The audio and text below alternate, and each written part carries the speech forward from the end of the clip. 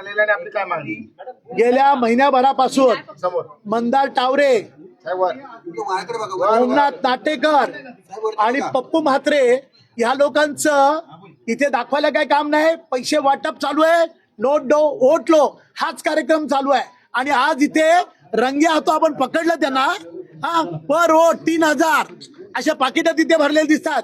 आणि ह्या बिल्डिंगीतले प्रत्येक नागरिक तुम्हाला स्टेटमेंट दिली. प्रत्येकाच्या घरात पाकिटं गेलेत. काही वेळ येते मंदार टावरे, ओमनाथ नाटेकर आणि अलका पप्पू म्हात्रे भाजप. आणि तिथे विशू पेडणेकरचे कार्यकर्ते, त्यांचा नगरसेवक आहे, बिनविरोध आलेला आहे ना, त्याचे कार्यकर्ते तिथे आहेत. ते बघा जरा. आपली काय मागणी? पोलीस मागणी आहे बघा. मी इथे का बसलो? पोलीस म्हणतात पोलीस स्टेशनला पंचनामा करा. का जागेवर काय नको पंचनामा? का कोणती दडपशाही आहे? मी ह्या आधी स्टेटमेंट दिली. मागच्या वेळेला आमच्या घरावर हल्ला केला या लोकांनी. आज तर काही त्याचा निपटारा लागला नाही.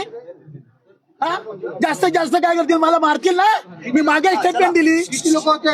सर्वांना विनंती. 4 लोक आहेत आतमध्ये. साहेब दडपशाही आणू नका.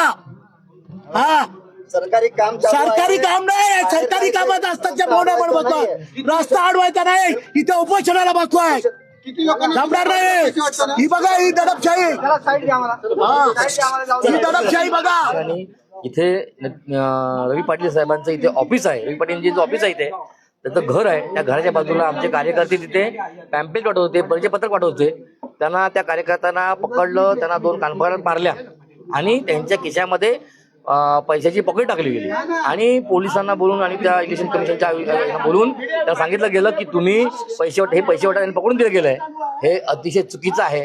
एक साधी गोष्ट आहे की कुठलाही व्यक्ती पैसे वाटत असेल तर तो त्याच्या एखाद्या उमेदवाराच्या घराच्या बाजूला पैसे वाटू शकतो का? तर नाही. कुठे त्याच्या घराच्या बाजूला वाटू शकतो का? तर नाही.